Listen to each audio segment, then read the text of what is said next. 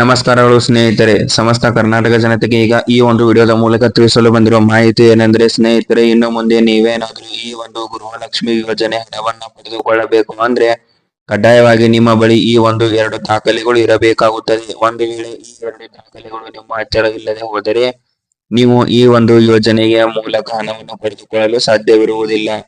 ಈಗ ಸ್ನೇಹಿತರೆ, ನಿಮ್ಮ ಬಳಿ ವೋಟರ್ ಐಡಿ ಮತ್ತು ಆದಾಯ ಪ್ರಮಾಣ ಪತ್ರ ಕಡ್ಡಾಯವಾಗಿ ಇರಲೇಬೇಕು. ಆಗಲೇ ನಿಮಗೆ ಈ ಒಂದು ಗೃಹಲಕ್ಷ್ಮಿ ಯೋಜನೆ ಹಣವು ಬಂದು ತಲುಪುತ್ತದೆ. ಅಷ್ಟೇ ಅಲ್ಲದೆ ಸ್ನೇಹಿತರೆ, ಈಗ ಇದು ಕೇವಲ ಮರು ಅರ್ಜಿಯನ್ನು ಸಲ್ಲಿಕೆ ಮಾಡಲು ಮಾತ್ರ ನಿಮಗೆ ಈ ದಾಖಲೆಗಳು ಬೇಕಾಗುತ್ತದೆ. ಹಾಗೆ ಈಗ ಸರ್ಕಾರವು ಗೃಹಲಕ್ಷ್ಮಿ ಯೋಜನೆಗೆ ಮರು ಅರ್ಜಿಯನ್ನು ಸಲ್ಲಿಕೆ ಮಾಡಲು ಅವಕಾಶವನ್ನು ನೀಡುತ್ತಾ ಇದ್ದು, ಈಗ ಯಾರೆಲ್ಲ ಈ ಒಂದು ಗೃಹಲಕ್ಷ್ಮಿ ಯೋಜನೆಗೆ ಅರ್ಜಿಯನ್ನು ಸಲ್ಲಿಕೆ ಮಾಡಿದ್ದಾರೋ ಆ ಒಂದು ಪ್ರತಿಯೊಬ್ಬರು ಕೂಡ ಈ ಒಂದು ಗೃಹಲಕ್ಷ್ಮಿ ಯೋಜನೆಗೆ ಮರು ಅರ್ಜಿಯನ್ನು ಈಗ ಸಲ್ಲಿಕೆ ಮಾಡಬೇಕಾಗುತ್ತದೆ.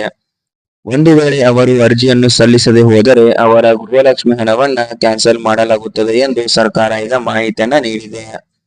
ಹಾಗೆ ಸ್ನೇಹಿತರೆ, ಇಂದು ಸೋಮವಾರ ಯಾವೆಲ್ಲ ಜಿಲ್ಲೆಗಳಿಗೆ ಸರ್ಕಾರ ಹಣವನ್ನು ಜಮಾ ಮಾಡುತ್ತದೆ ಎಂಬುದರ ಬಗ್ಗೆಯೂ ಕೂಡ ನೀವು ಮಾಹಿತಿಯನ್ನು ತಿಳಿದುಕೊಳ್ಳಬೇಕು. ಅಂದ್ರೆ ಈ ಒಂದು ವಿಡಿಯೋವನ್ನ ತಪ್ಪದೆ ಕೊನೆಯವರೆಗೂ ನೋಡಿ. ಹಾಗೆ ನಮ್ಮ ಈ ಒಂದು ಯೂಟ್ಯೂಬ್ ಚಾನಲ್ಗೆ ತಪ್ಪದೆ ಸಬ್ಸ್ಕ್ರೈಬ್ ಮಾಡಿಕೊಳ್ಳಿ. ಹಾಗೆ ಈಗ ನಮ್ಮ ಸರ್ಕಾರದ ಗೃಹಲಕ್ಷ್ಮಿ ಯೋಜನೆ ಮತ್ತು ಗೃಹ ಜ್ಯೋತಿ ಯೋಜನೆಗಳಲ್ಲಿ ಈಗಾಗಲೇ ಸಾಕಷ್ಟು ಬದಲಾವಣೆಗಳನ್ನು ಸರ್ಕಾರ ನೀಡ್ತಾ ಇದೆ.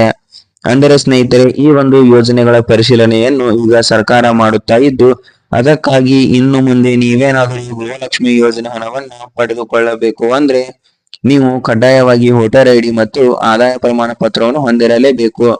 ಆಗ ಮಾತ್ರ ನೀವು ಕೂಡ ಹಣವನ್ನು ಪಡೆದುಕೊಳ್ಳಬಹುದಾಗಿದೆ. ಹಾಗೆ ಈಗಾಗಲೇ ಸ್ನೇಹಿತರೆ, ನಿಮಗೆಲ್ಲರಿಗೂ ತಿಳಿದಿರುವಂತೆ ನಮ್ಮ ಸರ್ಕಾರವು ಈ ಒಂದು ಗೃಹಲಕ್ಷ್ಮಿ ಯೋಜನೆಯ ಅರ್ಜಿಯನ್ನು ಸಲ್ಲಿಸಿದಂತಹ ಪ್ರತಿಯೊಬ್ಬ ಮಹಿಳೆಯರಲ್ಲಿ ಸುಮಾರು 4 ರಿಂದ 5 ಲಕ್ಷ ಮಹಿಳೆಯರ ಗೃಹಲಕ್ಷ್ಮಿ ಹಣವನ್ನ ಸರ್ಕಾರ ಈಗಾಗಲೇ ಕ್ಯಾನ್ಸಲ್ ಮಾಡಿದೆ. ಅದಕ್ಕಾಗಿ ಸ್ನೇಹಿತರೆ, ನೀವು ಕೂಡ ಪ್ರತಿ ತಿಂಗಳು ಹಣವನ್ನು ಪಡೆದುಕೊಳ್ಳಬೇಕು ಅಂದ್ರೆ ಕಡ್ಡಾಯವಾಗಿ ನಾವು ಈ ಮೇಲೆ ತಿಳಿಸಿದಂತಹ ದಾಖಲೆಗಳನ್ನು ತೆಗೆದುಕೊಂಡು ಈ ಒಂದು ಗೃಹಲಕ್ಷ್ಮಿ ಯೋಜನೆಗೆ ಅರ್ಜಿಯನ್ನು ಸಲ್ಲಿಕೆ ಮಾಡಬೇಕಾಗುತ್ತದೆ. ಆಗ ಮಾತ್ರ ನಿಮಗೆ ಈ ಒಂದು ಗೃಹಲಕ್ಷ್ಮಿ ಯೋಜನೆ ಹಣವು ಬಂದು ಜಮಾ ಆಗುತ್ತದೆ. ಹಾಗಿದ್ದರೆ ಈಗ ಕೂಡಲೇ ನಿಮ್ಮ ಹತ್ತಿರ ಇರುವಂತಹ ಗ್ರಾಮ 1, ಕರ್ನಾಟಕ 1 ಇಲ್ಲವೇ ಆನ್ಲೈನ್ ಸೇವಾ ಕೇಂದ್ರಗಳಿಗೆ ಭೇಟಿಯನ್ನು ನೀಡಿ ನೀವು ಕೂಡ ಈ ಒಂದು ಗೃಹಲಕ್ಷ್ಮಿ ಯೋಜನೆಗೆ ಮರು ಅರ್ಜಿಯನ್ನು ಸಲ್ಲಿಕೆ ಮಾಡಬೇಕಾಗುತ್ತದೆ. ಹಾಗೆ ಸರ್ಕಾರ ಈ ಒಂದು ಯೋಜನೆಯ ಪೆಂಡಿಂಗ್ ಇರುವಂತಹ 3 ಕಂತಿನ 6,000 ಹಣವನ್ನು ಮೊದಲು ಈ ಒಂದು ಜಿಲ್ಲೆಗಳಿಗೆ ಜಮಾ ಮಾಡ್ತಾ ಇದೆ.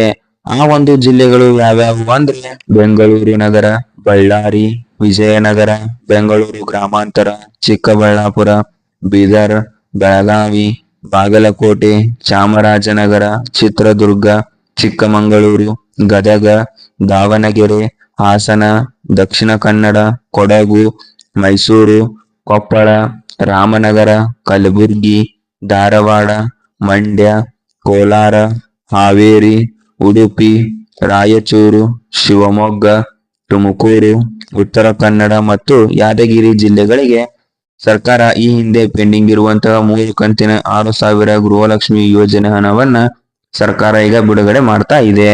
ಅದೇ ರೀತಿಯಾಗಿ ಈಗ ನಿಮ್ಮ ಗೃಹಲಕ್ಷ್ಮಿ ಯೋಜನೆಯ ಪರಿಶೀಲನೆಯನ್ನು ಮಾಡಲು ಸರ್ಕಾರದಿಂದ ಕೆಲವೊಂದಷ್ಟು ಅಧಿಕಾರಿಗಳು ನಿಮ್ಮ ಮನೆಗೆ ಬಂದು ಈ ಒಂದು ಗೃಹಲಕ್ಷ್ಮಿ ಯೋಜನೆಗೆ ಮರು ಪರಿಶೀಲನೆಯನ್ನು ಮಾಡಿಕೊಂಡು ಹೋಗುತ್ತಾರೆ. ಆ ಒಂದು ಅಧಿಕಾರಿಗಳು ಬಂದಂತಹ ಸಂದರ್ಭದಲ್ಲಿ ನೀವು ಅವರಿಗೆ ವೋಟರ್ ಐಡಿಯನ್ನು ನೀಡಬೇಕಾಗುತ್ತದೆ. ಒಂದು ವೇಳೆ ಸ್ನೇಹಿತರೆ, ನಿಮ್ಮ ಬಳಿ ಏನಾದರೂ ವೋಟರ್ ಐಡಿ ಇಲ್ಲದೆ ಹೋದರೆ ನಿಮ್ಮ ಮರು ಅರ್ಜಿ ಪರಿಶೀಲನೆ ಆಗುವುದಿಲ್ಲ. ಹಾಗಾಗಿ ನೀವು ಕಡ್ಡಾಯವಾಗಿ ಈ ಒಂದು ವೋಟರ್ ಐಡಿಯನ್ನು ಪಡೆದುಕೊಳ್ಳುವುದು ಉತ್ತಮ. ಅದೇ ರೀತಿಯಾಗಿ ಸ್ನೇಹಿತರೆ, ನಿಮ್ಮ ಬಳಿ ಆಧಾರ್ ಕಾರ್ಡ್ಗೆ ಲಿಂಕ್ ಇರುವಂತಹ ಮೊಬೈಲ್ ನಂಬರ್ ಇರಬೇಕಾಗುತ್ತದೆ. ಒಂದು ವೇಳೆ ಇಲ್ಲದೆ ಹೋದರೆ ನಿಮ್ಮ ಅರ್ಜಿಯನ್ನು ಸಲ್ಲಿಸಲು ತೊಂದರೆ ಆಗುವ ಸಾಧ್ಯತೆ ಇರುತ್ತದೆ. ಏಕೆಂದರೆ ಸ್ನೇಹಿತರೆ, ಆ ಒಂದು ಮೊಬೈಲ್ ನಂಬರ್ಗೆ ಅರ್ಜಿಯನ್ನು ಪರಿಶೀಲನೆ ಮಾಡುವಂತಹ ಸಮಯದಲ್ಲಿ ಒಂದು OTP ಬರುತ್ತದೆ. ಆ ಒಂದು OTP ಯನ್ನು ಹೇಳಲು ನಿಮ್ಮ ಆ ಒಂದು ನಂಬರ್ ಚಾಲ್ತಿಯಲ್ಲಿ ಇರಬೇಕಾಗುತ್ತದೆ. ಆಗ ಮಾತ್ರ ನಿಮ್ಮ ಈ ಒಂದು ಗೃಹಲಕ್ಷ್ಮಿ ಯೋಜನೆ ಅರ್ಜಿಯು ಮರುಪರಿಶೀಲನೆಯನ್ನು ಮಾಡಬಹುದು. ಹಾಗಾಗಿ ಸ್ನೇಹಿತರೆ, ಕೂಡಲೇ ನಿಮ್ಮ ಈ ಒಂದು ಮೊಬೈಲ್ ನಂಬರ್ ಅನ್ನು ನೀವು ಚಾಲ್ತಿ ಮಾಡಿಕೊಳ್ಳುವುದು ಉತ್ತಮ. ಅದೇ ರೀತಿಯಾಗಿ ಸ್ನೇಹಿತರೆ, ದಿನನಿತ್ಯವೂ ನೀವು ಇದೇ ತರದ ಯೋಜನೆಗಳಿಗೆ ಸಂಬಂಧಪಟ್ಟಂತಹ ಹೊಸ ಅಪ್ಡೇಟ್ಗಳ ಬಗ್ಗೆ ಮಾಹಿತಿಯನ್ನು ಪಡೆದುಕೊಳ್ಳಬೇಕು ಅಂದ್ರೆ ನಮ್ಮ ಈ ಒಂದು ಚಾನೆಲ್ ಅನ್ನು ತಪ್ಪದೆ ಸಬ್ಸ್ಕ್ರೈಬ್ ಮಾಡಿಕೊಳ್ಳಿ.